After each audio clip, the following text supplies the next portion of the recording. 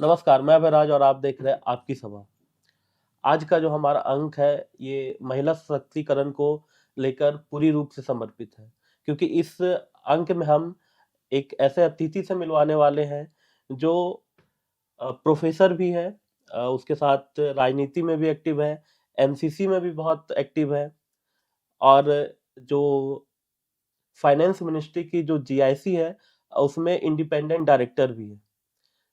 हमें आशा है आज का जो हमारा पॉडकास्ट होगा वो आप तमाम जितने भी गर्ल्स वुमेन्स सबके लिए बहुत ही फायदेमंद होने वाला है, क्योंकि उनको एक यहाँ से पॉजिटिव वाइब्स मिलेगी इस पॉडकास्ट से।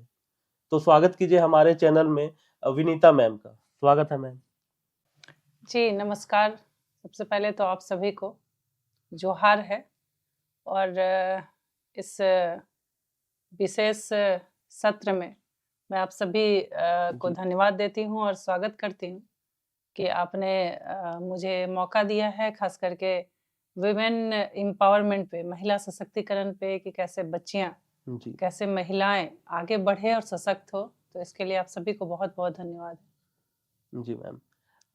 मैम अभी आपका नाम गिरिडीह या अन्य क्षेत्रों में लगातार आप काम करते हैं, लगातार लोगों की सेवा कर रहे हैं, कॉलेज में पढ़ा भी रहे हैं। यहाँ तक देखना सही है, लेकिन यहाँ तक पहुँचने में कितनी कठिनाई होती है, ये सब फेज के बारे में हम बात करेंगे। तो सबसे पहले स्टार्ट करते हैं आपके बचपन से। उसके बारे में बताइए, वो कैसा था? जी मैं कोडरमा जिले में जी मरकच्चो गांव है, मैं जी उसी गांव में मेरा जन्म हुआ और वहीं पली बढ़ी हूँ। वहीं से स्कूलिंग मेरा हुआ।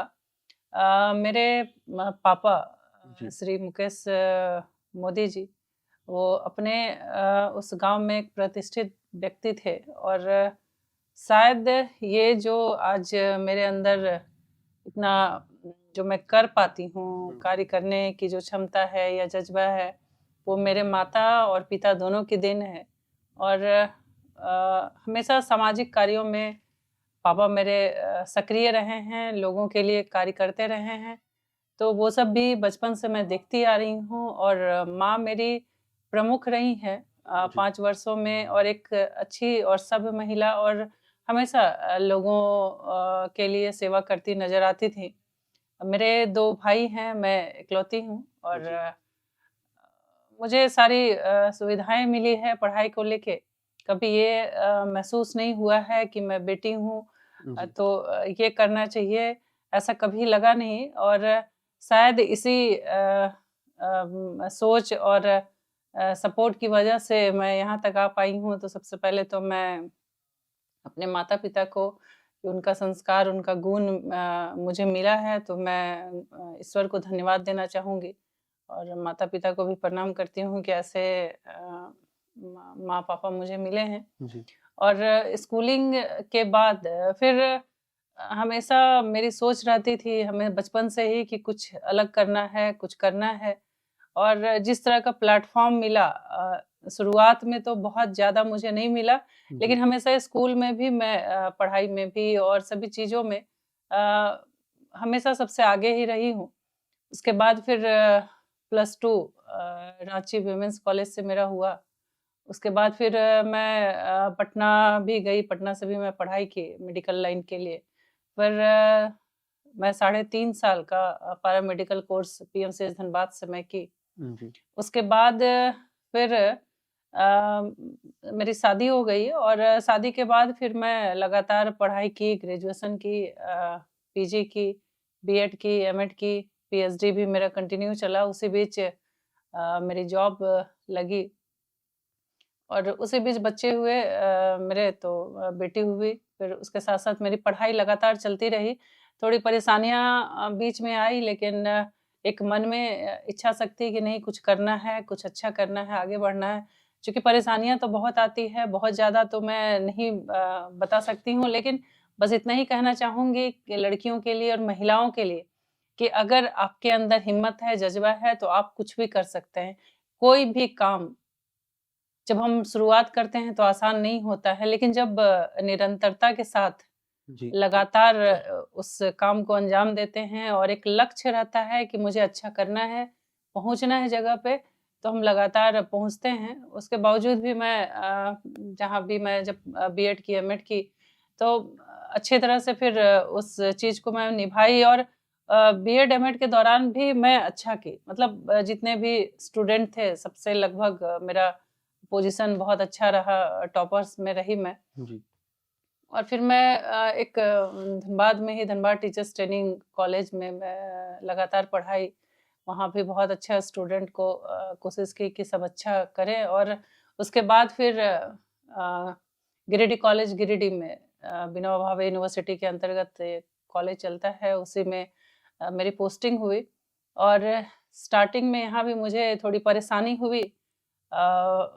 फिर मैं मेरा बेटा भी बहुत छोटा था, गोद में था, मैं डेली लेके उसको आती थी, क्लासेस लेना होता था, बच्चा छोटा था, फीडिंग भी मेरा लेता था, तो उस समय थोड़ी कठिनाई तो महसूस हुई कि कैसे करना है, लेकिन बस था कि अगर मैं इस जॉब में हूँ, प्रोफ़ेशन में हूँ, तो परिवार के साथ-साथ ये भी दायित्व है कि मैं जो कॉलेज के स्टूडेंट हैं, मैं उनको अच्छी शिक्षा दूँ, अच्छा एजुकेशन दूँ क्योंकि हर पेरेंट्स या समाज या लोग चाहते हैं कि जी, बेस जो होता है वो बच्चों का चूँकि एक जो शिक्षक होते हैं, वो राष्ट्र के निर्माता होते हैं और शिक्षकों को हम लोग ट्रेन करते थे, मैं बीएड डिपार्टमेंट में हूँ, तो शिक्षकों को बनाना है और शिक्षकों को इतने अच्छे तरीके से ढालना है कि वो बच्चों के भविष्य का निर्माण अच्छे से कर सके। तो मैं मेरा पूरा प्रयास होता था कि अपने जॉब के साथ और अपने परिवार के साथ दोनों बैलेंस करके चलूँ। फिर छात्रों की जो समस्याएँ थी, उन जी, समस्याओं को देखते हुए और यहाँ पे गिरिडीह कॉलेज गिरिडीह में अखिल भारतीय विद्यार्थी परिषद, जो हमेशा छात्रों के लिए काम करते आई है, समाज के लिए। मुझे बहुत अच्छा लगता था जब मुझे हमेशा लगा कि मैं टीचिंग प्रोफ़ेशन में हूँ और छात्रों के लिए, छात्राओं के लिए कुछ अच्छा कर सकूँ, तो मैं विद्यार्थी परिषद के जो कार्यकर्ता थे, उनको बहुत एनकरेज करती थी। और फिर वहीं से मेरा सफ़र शुरू हुआ। तो जी, नगर से शुरू नगर उपाध्यक्ष से शुरू होते-होते मैं प्रदेश उपाध्यक्ष तक गई। चूँकि लगातार जो मेरा काम था और ये आप एबीवीपी के बारे में बात जी, कर जी, रहे हैं। मैं जी, विद्यार्थी परिषद के बारे में बात कर रही हूँ। तो लगातार काम की वजह से फिर मुझे प्रदेश में लिया गया और अभी भी आप जानते हैं कि एक महिला एक जी, जो मतलब या फिर लड़कियाँ जी, बहुत मुश्किल से अभी भी हम लोग बहुत आगे बढ़ गए हैं कहने को तो, लेकिन कहीं न कहीं बहुत परेशानी झेलनी होती है और समाज का ताना-बाना भी अभी ऐसा है, बहुत कम ही जगहों में अभी भी बेटियाँ जो है वो आगे पढ़ पा रही हैं या आगे बढ़ पा रही हैं। क्योंकि आए दिन कॉलेज में भी देखने को मिलता है और कुछ-कुछ सोसाइटी में भी देखने को मिलता है। जी, अगर बेटियाँ आगे बढ़ती हैं, पढ़ती हैं, तो भई सबसे पहले गार्जियन से ज़्यादा आस-पास के लोग बोलते हैं कि शादी क्यों नहीं हुई अभी तक? जी, अभी तक ये पढ़ाई ही कर रही है, क्या होगा? तो बहुत तरह की चीज़ें देखने और सुनने को मिलती हैं। तो इस वजह से मेरे मन में ख़्याल आया कि महिलाओं के लिए, बेटियों के लिए कुछ किया जाए और मैं इसलिए निरंतर प्रयास करते रहती हूँ। तो ये सफ़र थोड़ा कठिन तो है लेकिन कोशिश है और एक लक्ष्य है कि पहुँचना है और जी। लोगों के लिए कुछ करना है, महिलाओं के लिए, बच्चियों के लिए। जी मैम अभी बीजेपी से आप जुड़ी हैं। बीजेपी में किस पोस्ट पर अभी आप कार्यरत हैं? जी, मैं अभी भारतीय जनता पार्टी जो जी, विश्व की सबसे बड़ी पार्टी है और मुझे गर्व है कि मैं इस विश्व की इतनी बड़ी पार्टी से मैं जुड़ी हूँ, इसकी एक सामान्य कार्यकर्ता हूँ और मुझे सेवा करने का मौका मिल रहा है। इसलिए मैं भारतीय जनता पार्टी के शीर्ष नेतृत्व और प्रदेश नेतृत्व दोनों का मैं आभार व्यक्त करती हूँ कि मुझे एक कार्यकर्ता बनने का सौभाग्य और अवसर मुझे दिया है, ताकि मैं लोगों के लिए कुछ कर सकूँ। क्योंकि वो आप भी जानते हैं कि अगर आप कहीं भी जगह पे नहीं होते हैं, तो बहुत जी, अच्छे तरीके से किसी भी कार्य को आप नहीं कर सकते हैं। तो विद्यार्थी परिषद के बाद मुझे लगा जब मैं छात्रों के बीच में काम करती थी, तो लगा कि इससे भी ज़्यादा कुछ आगे जाकर और काम करना चाहिए, महिलाओं के लिए, बच्चियों के लिए, लोगों के लिए। क्योंकि मैं गिरिडीह में देखिए बहुत आम जो परेशानी होती है एजुकेशन को लेकर, जी, हेल्थ को लेकर, क्योंकि यहाँ पे जैसी स्थिति है कि आबादी तो बहुत है, लेकिन समय पे अगर आप रात में कहीं बीमार पड़ जाते हैं, किसी के बच्चे या कोई भी फैमिली मेंबर, तो डॉक्टर अवेलेबल नहीं हो पाते हैं। सही तरीके से दिन में भी ट्रीटमेंट नहीं हो पाता है, तो वो सब चीज़ें आए दिन देखने को मिला। एजुकेशन में भी एकमात्र गिरिडीह कॉलेज गिरिडीह है जहाँ पे जी, को एजुकेशन है, और यहाँ पे पूरे जिले भर के और ख़ास करके जो रूरल एरिया के बच्चे हैं, सारे आकर पढ़ते हैं, बच्चियाँ बहुत सारी हैं आकर पढ़ती हैं। तो उन लोगों को भी बहुत परेशानी होती है कि कॉलेज एक है, जी, यहाँ पे बहुत प्रोफ़ेसर भी बहुत सारे सब्जेक्ट के नहीं हैं, उसके बावजूद भी लोग आ रहे हैं, और इसी वजह से फिर यहाँ से बच्चों को बाहर जाना पड़ता है। रोज़गार की वैसे यहाँ पे कोई स्कोप नहीं है, कोई सुविधा नहीं है। जी, तो ये सब तो है परेशानी, तो फिर मैं विद्यार्थी परिषद से मैं फिर पार्टी में आई, और 2019 के चुनाव में चूँकि अभी शिक्षा मंत्री हैं, केंद्रीय शिक्षा राज्य मंत्री श्रीमती अन्नपूर्णा देवी मैडम जी, तो वो भी कोडरमा से हैं, जी, और मैं भी वहीं से रहूँ, तो मुझे एक मौका मिला उनके साथ कार्य करने का। चूँकि उस समय मैं विद्यार्थी परिषद में थी, लेकिन मैं पूरे लगभग 5 विधानसभा में उनके साथ भी रही, और 1-2 लगभग विधानसभा, 2 या 3 विधानसभा में मैं उनके बिहाफ़ में काम भी की। सारे जगहों में तो बहुत सारी परेशानियाँ देखने को मुझे मिली, और फिर मुझे लगा कि नहीं, संगठन में आना चाहिए, पार्टी में आना चाहिए, और पार्टी में आकर और मजबूती से काम करना चाहिए। फिर हमारे उस समय संगठन महामंत्री धर्मपाल जी थे, उनका बहुत आशीर्वाद और सहयोग रहा कि मुझे और आगे बढ़ने की प्रेरणा मिली। कहते हैं ना कि किसी भी राजनीतिक दल में जी, आप एक बोल सकते हैं कि गॉडफ़ादर का होना ज़रूरी होता है।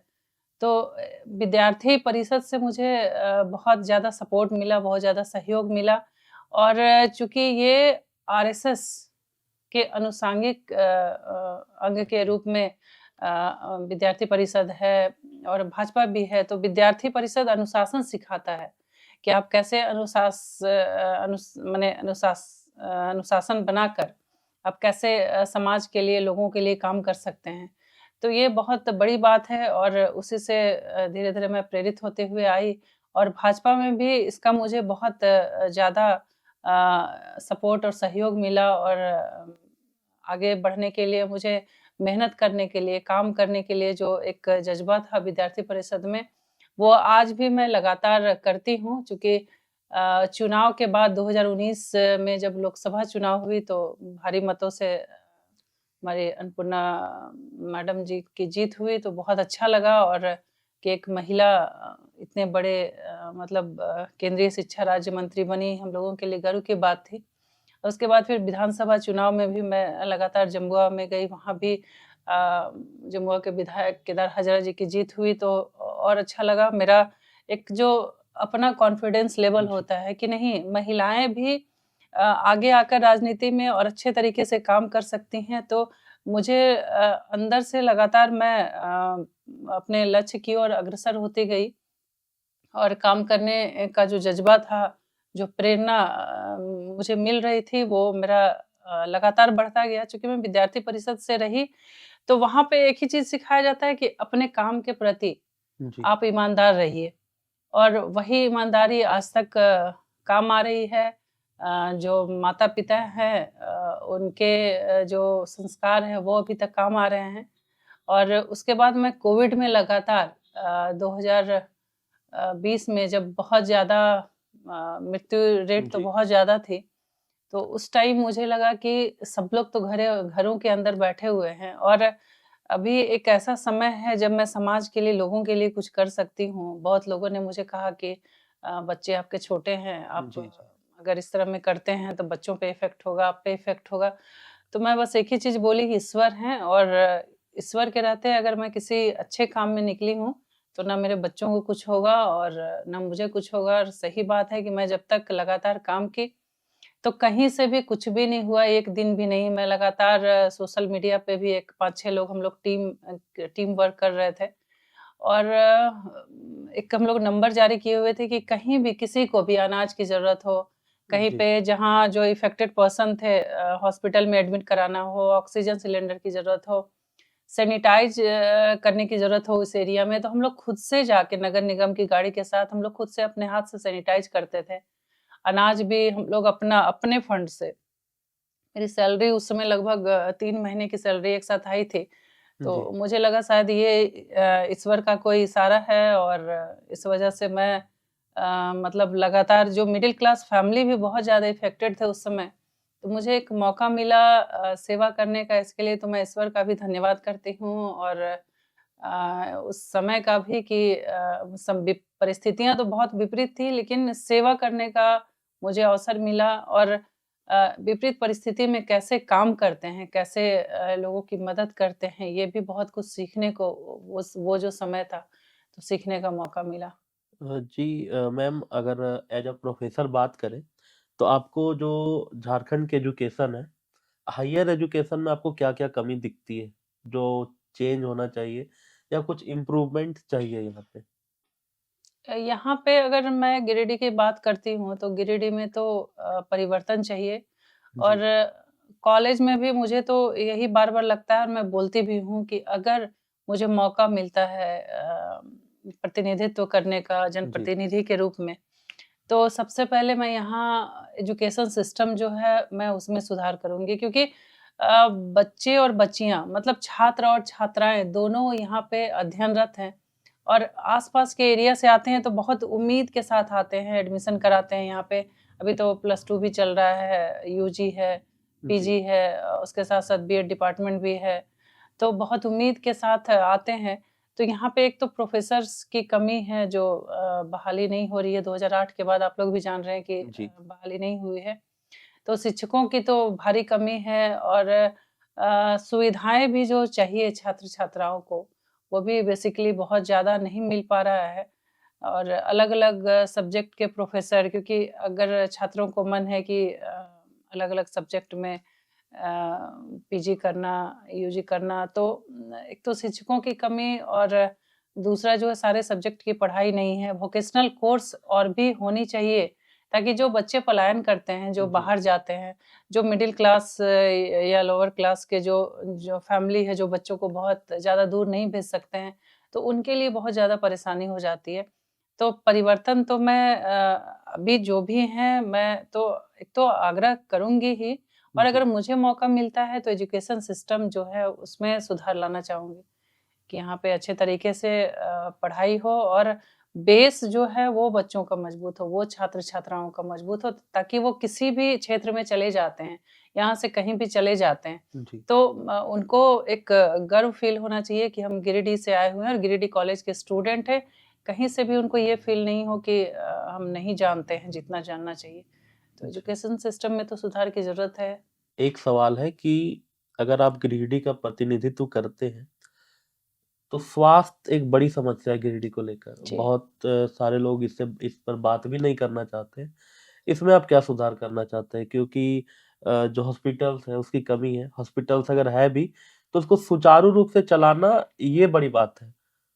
तो इस पर आप क्या बोलना चाहेंगी? जी, मैं तो स्टार्टिंग में भी शुरुआत में भी मैं बताई कि यहाँ पे हेल्थ को लेके भी बहुत परेशानी है।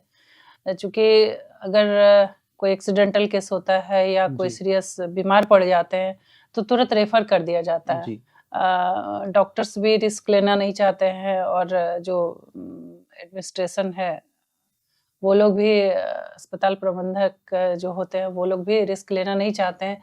तो हेल्थ के मामले में भी गिरिडीह में सुधार की ज़रूरत है। हमारे यहाँ डॉक्टर्स ऐसे हों जो जो भी केसेज़ उनके पास जाता हुँ, है, तो उसको रेफ़र ना करके कि भाई खुद से रिस्क लें कि मैं उसको ठीक कर सकता हूँ। और जो सुविधाएँ चाहिए बेसिकली जितना, वो सारी जो सुविधाएँ हैं, वो अवेलेबल होनी चाहिए। जी, रात में भी अगर आपको इमरजेंसी हो गया, किसी के घर में कोई बीमार पड़ गया, बच्चे बीमार पड़ गए, तो आप छटपटाते रह जाते हैं बिल्कुल। कि ना कोई आपको मेडिसिन अवेलेबल हो पाता है, ना कोई डॉक्टर मिल पाते हैं, फिर मिलेंगे आपको तो दिन में फिर 10 बजे। तो वो चीज़ें तो थोड़ी है, मैं ये नहीं बोल रही हूँ कि डॉक्टर की गलती है, लेकिन यहाँ पे जो सिस्टम है, हुँ, थोड़ा-सा सिस्टम में सुधार करने की ज़रूरत है। अच्छे-अच्छे डॉक्टर जो है मान लीजिए सदर अस्पताल है उसमें भी 24 आवर्स उनकी ड्यूटी लगाने की ज़रूरत है कि अगर रात में भी कुछ इमरजेंसी होता है, तो जो आम जन है उनको सुविधाएँ मिल सके। जी। आपने भी कई बार कहा रोज़गार को लेकर झारखंड बहुत पिछड़ा हुआ है। जी। लोगों को यहाँ से पलायन करना पड़ता है, एक बड़ी समस्या भी है। तो बात करें तो ऐसा क्या उपाय किया जाए? क्योंकि इसको हम खत्म तो नहीं कर सकते हैं, जी। थोड़ा कम करने का क्या तरीका हो सकता है? जैसे वही मैं बताई ना कि अभी जैसे हमारे यहाँ सिर्फ बीएड चलता है गिरिडीह जी, कॉलेज गिरिडीह में। तो बहुत सारा वोकेशनल कोर्स है जिसको हम जी, लोग यहाँ पे लाकर और इसको कम कर सकते हैं। मान लीजिए व्यावसायिक पाठ्यक्रम बहुत सारा है उसको ला सकते हैं और उसके साथ ही साथ एजुकेशन हम लोग ऐसा दें कि बच्चे अगर जॉब में जाना है तो ठीक है, नहीं तो बिज़नेस के लिए भी आप उसको बढ़ावा दे सकते हैं जी, कि बच्चे कम से कम बिज़नेस करें क्योंकि अभी के समय में होता क्या है कि बच्चे हायर एजुकेशन ले लेते हैं, बेस उनका बहुत कमज़ोर रहता है। वो ना छोटा काम कर सकते हैं, बड़ा काम के लिए हमेशा माइंड में उनका रहता है कि बड़ा काम चाहिए, करके ना वो किसी ना इधर के होते हैं, ना उधर के होते हैं। तो एजुकेशन सिस्टम जब सुधार होगा और बहुत सारा वोकेशनल कोर्स जब प्रोफेशनल कोर्स आएगा, तो बच्चे खुद ब खुद जो है अगर जॉब में जाते हैं तो अच्छी बात है, नहीं तो जो व्यावसायिक पाठ्यक्रम है जी, उसको करके और अपना फिर वो बिज़नेस कर सकते हैं। बहुत सारा अभी देखिए कोचिंग इंस्टीट्यूट खुला हुआ है, लेकिन जी, वो जो एक क्वालिटी एजुकेशन है वो नहीं दे पाते हैं। क्वालिटी एजुकेशन बच्चों को देना बहुत ज़रूरी है। आप किसी चीज़ की तैयारी करते हैं, किसी कॉम्पिटिशन की तैयारी करते हैं, उस कॉम्पिटिशन में भी बच्चे जो है अच्छा करें, तो उसके लिए भी अच्छे शिक्षकों की भी ज़रूरत होती है। बहुत सारे स्टूडेंट जो है कोचिंग खोलते हैं, लेकिन उन स्टूडेंट को भी जैसे क्वालिटी एजुकेशन अगर वो प्रोवाइड कराएँगे तभी जो बच्चे उनसे पढ़ने आएँगे, जो छात्र-छात्राएँ पढ़ने आएँगे, तभी वो अच्छा कर सकते हैं। तो व्यावसायिक पाठ्यक्रम की बहुत ज़्यादा ज़रूरत है। कुछ वैसा रोज़गार हो यहाँ पे हम लोग रोज़गार का सृजन करें कि ग्रेजुएशन करने के बाद बहुत सारे बच्चे यहाँ से पलायन कर जाते हैं। तो जी, वैसा कुछ रोज़गार हम लोग यहाँ पे बड़ा रोज़गार यहाँ पे खोल के और बच्चों को उसमें एंगेज कर सकते हैं, छात्राओं को उसमें एंगेज कर सकते हैं कि ग्रेजुएशन के बाद आप ये चीज़ कर सकते हैं। अभी जैसे पॉलिटेक्निक की पढ़ाई हो रही है, तो वो इंटर के बाद होती है। तो उसमें भी अगर हम लोग बढ़िया स्कोप दें, तो छात्र-छात्राएँ उसमें भी आगे बढ़ सकते हैं। नर्सिंग है, वो भी इंटर के बाद है, तो जी, उसमें भी आगे बढ़ सकते हैं। तो बहुत सारा स्कोप है, जिसको हम लोग व्यावसायिक पाठ्यक्रम है जो छात्र-छात्राओं के बीच ला सकते हैं। चूँकि अभी नई शिक्षा नीति में भी जी, बहुत सारी जो है बच्चों को एक तरह से जैसे कि मान लीजिए अब 3 साल का कोई डिप्लोमा कोर्स है, तो आप 1 साल करके किसी वजह से छोड़ते हैं, तो उसके लिए भी आपको सर्टिफ़िकेट दिया जाएगा, 2 साल करके छोड़ते हैं, उसके लिए भी दिया जाएगा, ताकि जो आपकी पढ़ाई हो बेकार नहीं तो अभी बहुत सारा सिस्टम चेंज भी हो रहा है और आगे भी चेंज होगा। तो गिरिडीह के लिए तो बहुत सारा चीज़ जो है सुधार की ज़रूरत है और सुधार होनी भी चाहिए और जनप्रतिनिधि जो भी हैं उनसे तो आग्रह रहेगा ही कि कोशिश ये होनी चाहिए कि ये हमारा एरिया है, हमारे बच्चे हैं और इनको कैसे आगे बढ़ाना है, कैसे अच्छी शिक्षा देनी है, कैसे अच्छा रोज़गार देना है, ये इस पे फ़ोकस होनी चाहिए। जी। मैम रोज़गार का मतलब कुछ लोग या स्टूडेंट के मन में ये रहता है कि सिर्फ़ और सिर्फ़ गवर्नमेंट जॉब। अ, इस मिथ को कैसे दूर करेंगे? क्योंकि लोग बरगलाते हैं इसी चीज़ को लेकर। रोज़गार मतलब सीधा बता दिया जाता है कि सरकारी नौकरी नहीं है मतलब रोज़गार नहीं। नहीं वही चीज़ मैं बोल रही हूँ कि जब हम लोग व्यावसायिक पाठ्यक्रम जी, जब लाते हैं, अभी जैसे कि मान लीजिए हम बीएड कर लिए हैं, बहुत सारे स्टूडेंट बीएड कर लेते हैं, ट्रेनिंग ले लेते हैं, तो ज़रूरी नहीं है कि हम गवर्नमेंट जॉब में ही जाएँ, क्योंकि बिल्कुल। गवर्नमेंट जॉब मिलना सबके लिए पॉसिबल नहीं है। तो बहुत सारे स्कूल हैं जो प्राइवेट सेक्टर के स्कूल हैं, तो उसमें भी हम अच्छे स्कूल में जॉब कर सकते हैं। तो रोज़गार तो आपका ऐसे ही दूर हो रहा है कि आप बीएड करके आपके अंदर टैलेंट है, आप कुछ अच्छा करना चाहते हैं, बच्चों को कुछ अच्छा देना चाहते हैं, तो आप बैठे नहीं हैं। तो व्यावसायिक पाठ्यक्रम के ज़रिए हम प्राइवेट सेक्टर में भी जॉब करते हैं, तो हुँ, रोज़गार हुआ या कहीं कोई बिज़नेस स्टार्ट करते हैं। अभी बहुत सारे लोग पढ़ने के बाद कोचिंग खोले हुए हैं कि जी। बच्चों को अच्छी शिक्षा देनी है, तो वो भी तो आप एक तरह से रोज़गार ही कर रहे हैं। तो रोज़गार का मतलब ये नहीं है कि सरकारी नौकरी मिल जाए, उसी को हम लोग रोज़गार कहते हैं। जी। एज अ वीमेन्स अगर बात करें तो क्या मैसेज देना चाहते हैं आप गर्ल्स को, वीमेन्स को जो कुछ करना चाहती है लेकिन समाज की जो पाबंदियां या घर की है, या तो घर में रेडी भी है लोग कि बाहर निकले से डर जाते हैं कि लोग क्या कहेंगे, वाट एवर जो भी बातें होती है, तो उन्हें कैसा मोटिवेट करना चाहती है आप? जी, मैं सबसे पहले तो यही जो गार्जियन हैं, जी। जो अभिभावक हैं, मैं अभिभावक से सबसे पहले मैं आग्रह करूँगी कि आप अपने बच्चों को, चाहे वो बेटी हो, बेटा हो, कभी एक तो फ़र्क नहीं करें कि ये बेटा है तो उसको अच्छा एजुकेशन देंगे, बेटी है, क्योंकि बेटियाँ भी आजकल अभी के समय में जी। हर एक क्षेत्र में बेटों से कहीं बहुत ज़्यादा आगे हैं और उनके अंदर एक जज़्बा होता है, एक लक्ष्य होता है कि कुछ अच्छा करना है। और चूँकि महिलाएँ जो है ये शायद गॉड गिफ्टेड ही है, उनके अंदर जो क्षमताएँ हैं, बहुत सारी क्षमताएँ हैं, उनके अंदर धैर्य भी है, साहस भी है, कुछ करने का एक अलग जज़्बा भी है, तो वो बहुत अच्छे तरीके से हर चीज़ को मैनेज कर सकती हैं। आप अगर मेल और फीमेल 2 में देखेंगे जी। तो पुरुष जो है वो घर के बाहर के जो काम है, नौकरी करना है, बिज़नेस करना है, बस उतना ही कर पाते हैं। लेकिन अगर एक महिला को आप देखते हैं, जी। तो घर में बच्चों को सँभालते हुए अपने जॉब को भी सँभालती है। बाहर में अगर बिज़नेस कर रही है, तो बिज़नेस को भी बहुत अच्छे तरीके से सँभालती है। तो एक तरह से आप मल्टी टैलेंट महिला को बोल सकते हैं कि वो मल्टी टैलेंटेड होती है और बहुत अच्छे से अपने टास्क को, अपने वर्क को बहुत ईमानदारी से मतलब उसको निभाती है। तो वही बच्चियों को और महिलाओं को मैं यही बोलना चाहूँगी और अभिभावक को भी कि अपनी बेटियों को वो पढ़ाई करना चाहती हैं, किसी क्षेत्र में आगे बढ़ना चाहती हैं, तो उनको मौका ज़रूर दें क्योंकि स्ट्रगल सबके जीवन में होता है, सबके लाइफ में होता है और जो भी लोग आगे बढ़े हैं, चाहे वो मेल हो या फीमेल हो, तो परेशानियाँ सबके साथ आती हैं लेकिन रुकना नहीं है, निरंतर आगे बढ़ना चाहिए और जो भी परेशानी आए क्योंकि जब परेशानी आती है जी। तो अगर कुछ नहीं सिखाता है, कम से कम एक अच्छा अनुभव देता है कि एक अच्छा रास्ता देता है कि इसके बाद हम क्या कर सकते हैं, इसके बाद हम कैसे आगे बढ़ सकते हैं। तो कभी हार नहीं मानना है, ये मैं बच्चियों से और उन बेटियों से कहना चाहूँगी कि कभी किसी वजह से अपनी पढ़ाई को बीच में ब्रेक नहीं करना है, कभी किसी वजह को अपने जॉब को बीच में ब्रेक नहीं करना है। सही रास्ते पे चलना है, सही तरीके से चलना है और निरंतर आगे बढ़ना है, तभी हम अपने लक्ष्य को पा सकते हैं।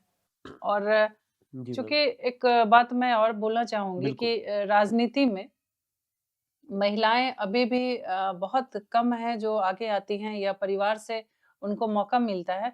तो सबसे पहले तो मैं अपने आप को मैं यही बोलती हूँ कि मुझे एक अच्छा परिवार भी मिला है, सहयोग भी लोगों का अच्छा मिला है और विश्व की बहुत बड़ी पार्टी से मैं जुड़ी हूँ, ये भी मेरा सौभाग्य है।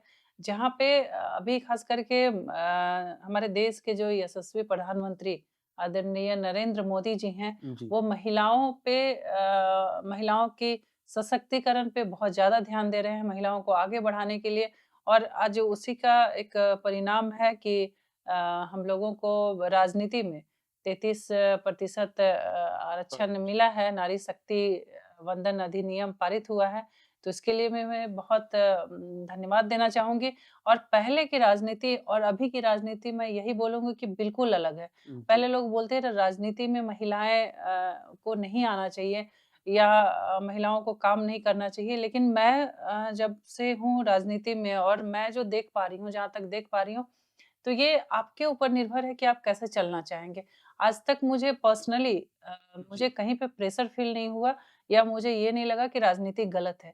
मैं अपने तरीके से कार्य करती हूँ, जो संगठन का जो भाजपा का जो भी मतलब कार्य होता है, जो जी। दायित्व मिलता है, उसको बखूबी निभाने की कोशिश करती हूँ और उसके साथ-साथ मेरा जो सामाजिक सेवा है, लोगों के लिए कुछ करना, ज़रूरतमंदों के लिए, गरीबों के लिए, जो शोषित होते हैं, महिलाओं के लिए, बच्चियों के लिए, मैं लगातार पार्टी के अलावे मैं सोशल वर्क करती रहती हूँ, तो जी।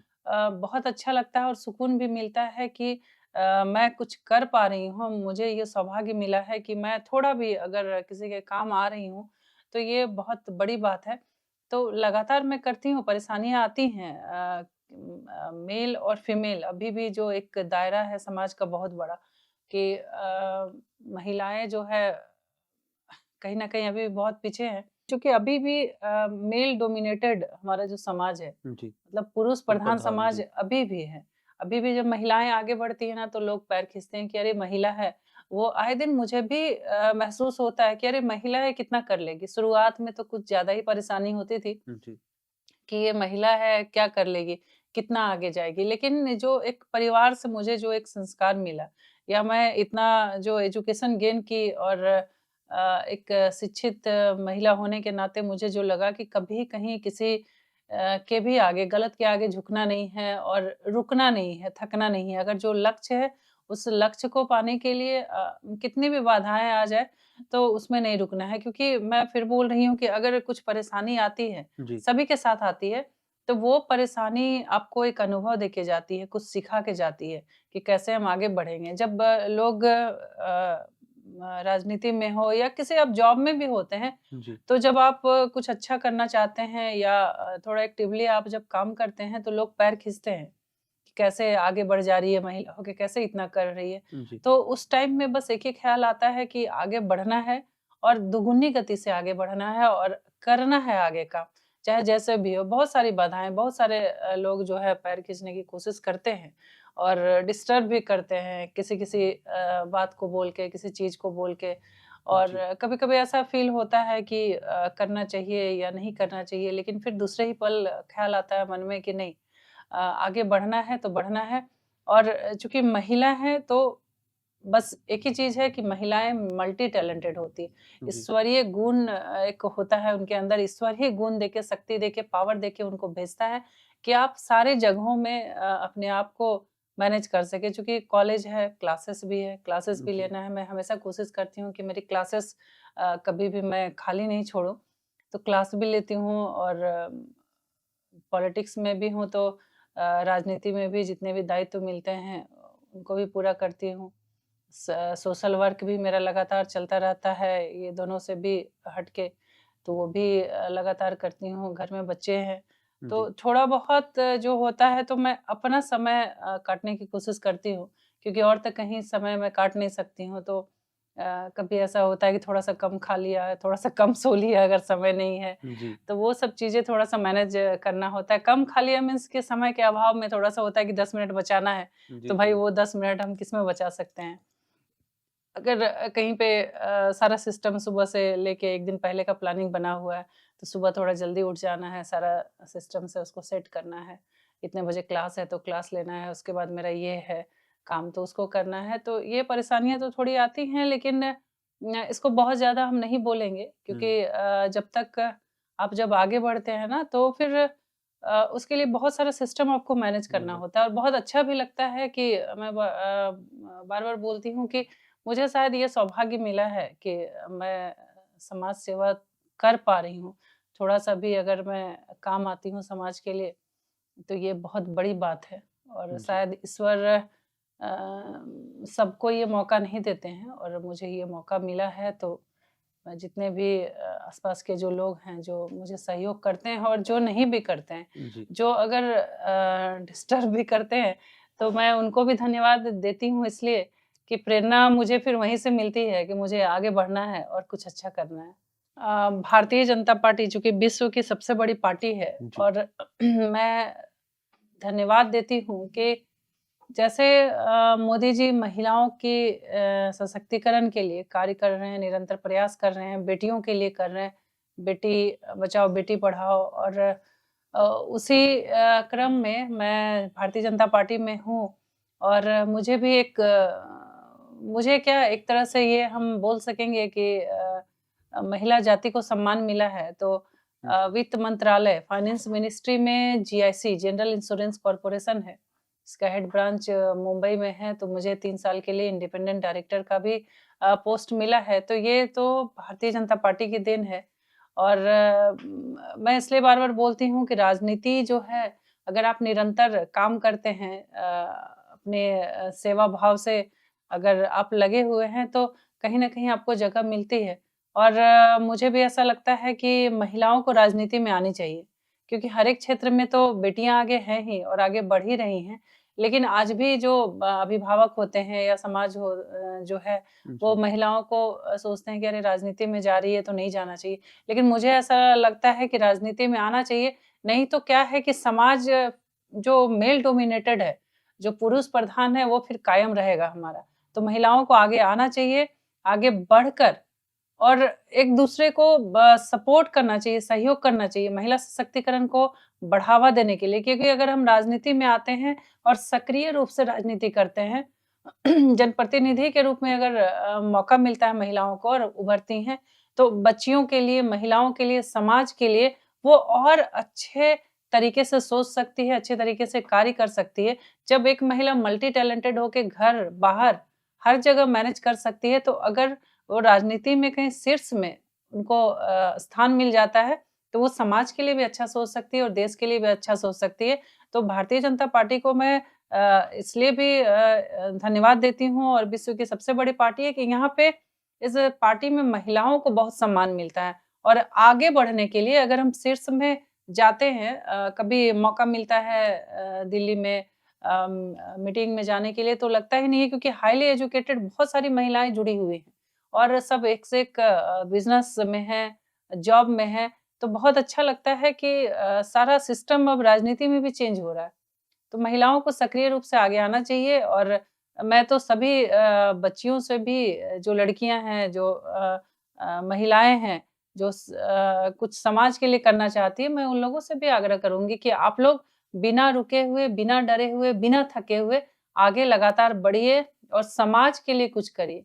क्योंकि हम लोगों को जो मौका मिलता है, एक ही बार मौका मिलता है कि हम अपने समाज के लिए कुछ कर सकें, अपने देश के लिए कुछ कर सकें और भारतीय जनता पार्टी हमेशा जो है वो राष्ट्र के लिए सोचती है। लोगों को हमेशा प्रेरित करती है कि आप राष्ट्र के लिए सोचें।